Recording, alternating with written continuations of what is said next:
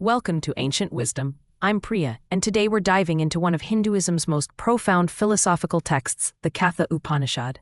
And I'm Marcus. This ancient Sanskrit scripture isn't just a religious text, it's a philosophical masterpiece that has influenced thinkers from Ralph Waldo Emerson to Arthur Schopenhauer.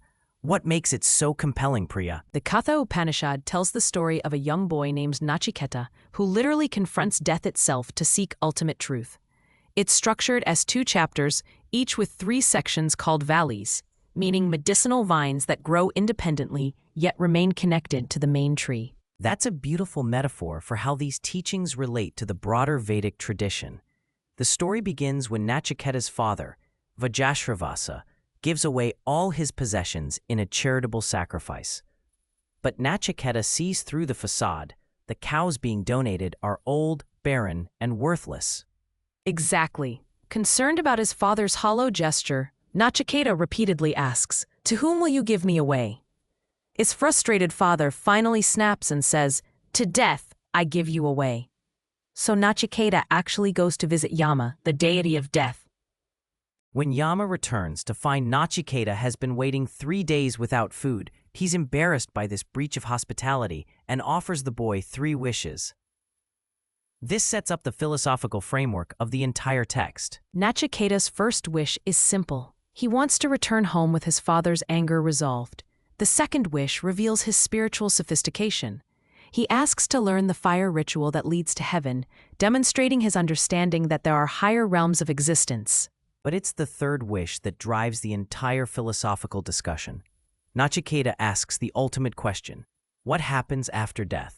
Does a person continue to exist or not? Even when Yama offers him worldly wealth and pleasures instead, Nachiketa insists on knowing the nature of the self. This leads to Yama's profound teaching about the distinction between preya, what is pleasant or dear, and shreya, what is truly good. The text states, different is the good and different is the dear. They both, having different aims, fetter you men. This isn't just ancient philosophy. It's incredibly relevant to our consumer-driven society. Absolutely. The Upanishad argues that pursuing immediate pleasures leads to spiritual bondage, while choosing what is truly beneficial, though more difficult, leads to liberation. Then comes one of the earliest mentions of yoga in Sanskrit literature, describing it as meditation on oneself. The famous chariot metaphor appears in the 3rd section. The Atman, the true self, is the rider, the body is the chariot, intelligence is the charioteer, and the mind represents the reins. The senses are the horses, and sensory objects are the paths they follow. This metaphor illustrates how we should live. Those who use their intelligence to control their senses live in bliss and liberation, while those with uncontrolled senses drift in chaos.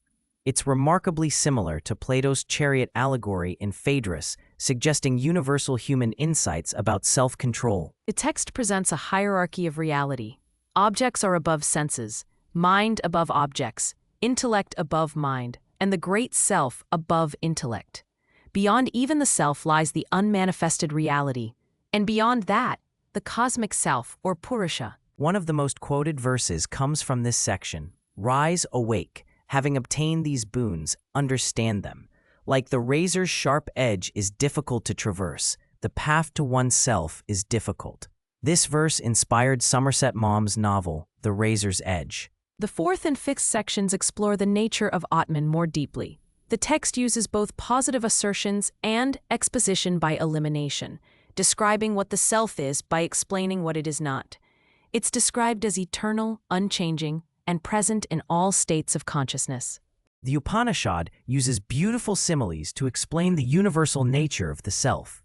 Just as one light penetrates all of cosmic space while clinging to individual forms, the one inner self exists in all beings while remaining pure and uncontaminated by external sorrows. The final section presents the Upanishad's theory of yoga as the path to self-knowledge. It defines yoga as the stillness of senses and concentration of mind, but emphasizes it's not thoughtless, heedless sluggishness. Rather, it involves both creation and dissolution. What's particularly striking is the text's conclusion that perfection isn't something to be attained in a future world, but is available just now and here, for those who realize their self as Brahman. This present moment awareness predates similar concepts in Buddhism by centuries. The Katha Upanishad's influence extends far beyond Hindu philosophy. It was translated into Persian in the 17th century, then into Latin, spreading throughout Europe. Western philosophers like Schopenhauer praised it, and American transcendentalists like Emerson drew heavily from its themes.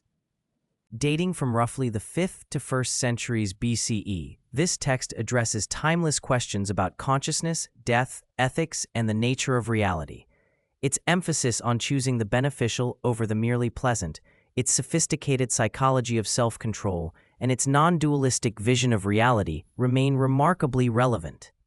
Whether you approach it as philosophy, psychology, or spiritual literature, the Katha Upanishad offers profound insights into human nature and our relationship with ultimate reality. Nachiketa's courage to seek truth over comfort continues to inspire seekers across cultures and centuries. Thanks for joining us on this exploration of ancient wisdom. Next time, we'll examine how these Upanishadic concepts influenced later philosophical traditions. Until then, keep questioning, keep seeking, and remember, the path to truth may be sharp as a razor's edge, but it's always worth walking.